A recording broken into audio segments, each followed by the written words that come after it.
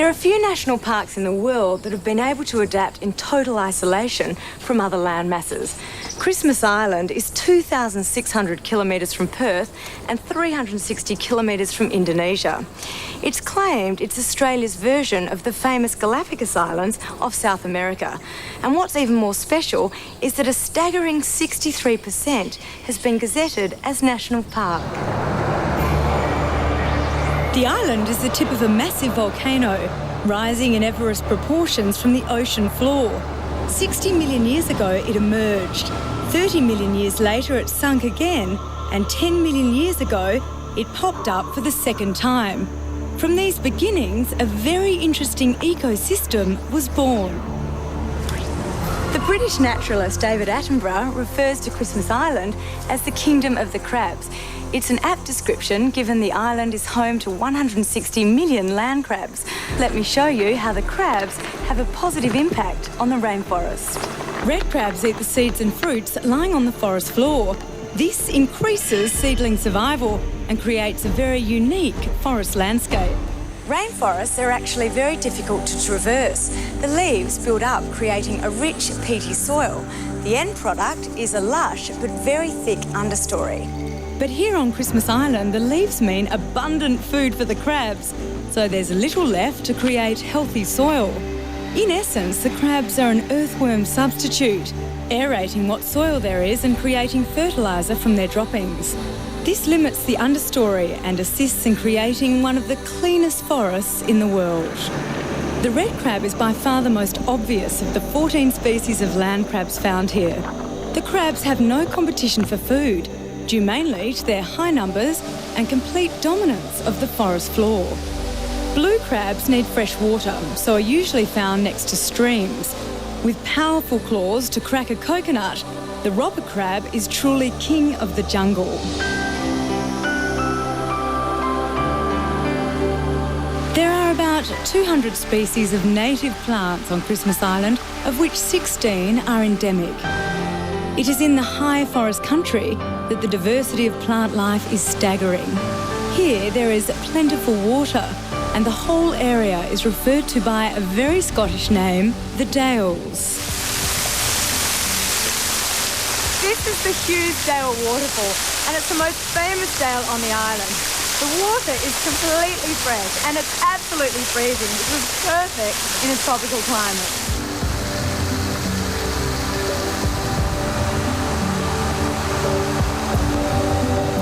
There is one spot on Christmas Island where you can swim in fresh water without getting a suntan. Local legend on Christmas Island has it that an ancient sea dragon swam all the way from China. Lost and lonely, she came here and settled at the grotto, and on most days you can still hear the dragon roar.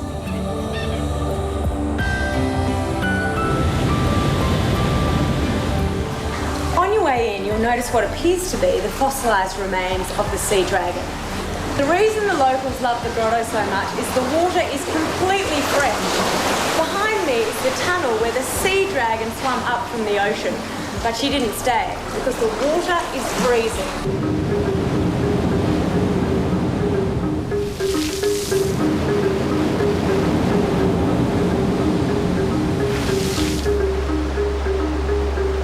A suitable landing point prevented humans from settling on the island until 1888. The few white sand beaches are hard to approach, and if it's a beach you want, then Christmas Island may not be for you. What does draw people from all over the world are birds. It is truly an ornithologist's dream. In its isolation, it's not surprising that Christmas Island is a haven for seabirds. One of its most beautiful is the tropic bird or bosun bird. This little chick is just one offspring of more than 1,400 breeding pairs on the island. Tropic birds nest on the ground. This is mainly because of the lack of natural predators.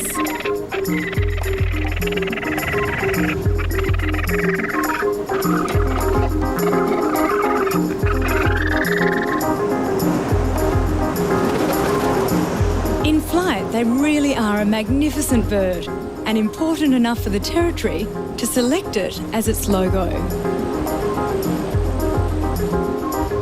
On this island, you don't have to don binoculars and walking boots to see a spectacular bird show. The birds, like the crabs, are everywhere.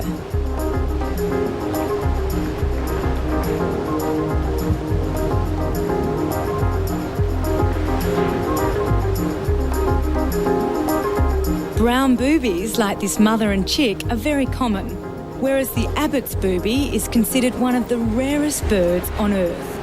Altogether, 10 species are endemic to the island, and being so vulnerable, their total protection is a necessity.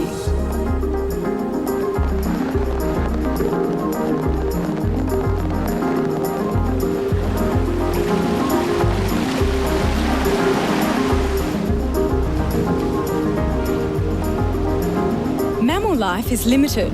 2 species of bats can be found here, both emerging at dusk, so finding one can be difficult. Christmas Island experiences a distinct tropical rainfall pattern, with a wet season from January to May and a dry season between August and October. Scientists from around the world continue to be fascinated by the rainforest's ecology. All manner of the unusual can be discovered, and the beauty of this park is that the locals love and respect it.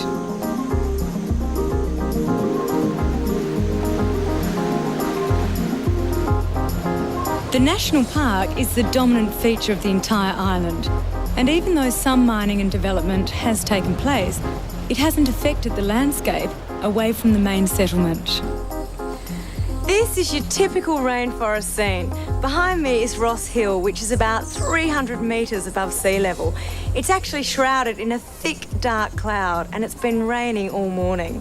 Beneath us is a lush tropical rainforest which just goes on forever and ever. It is truly glorious.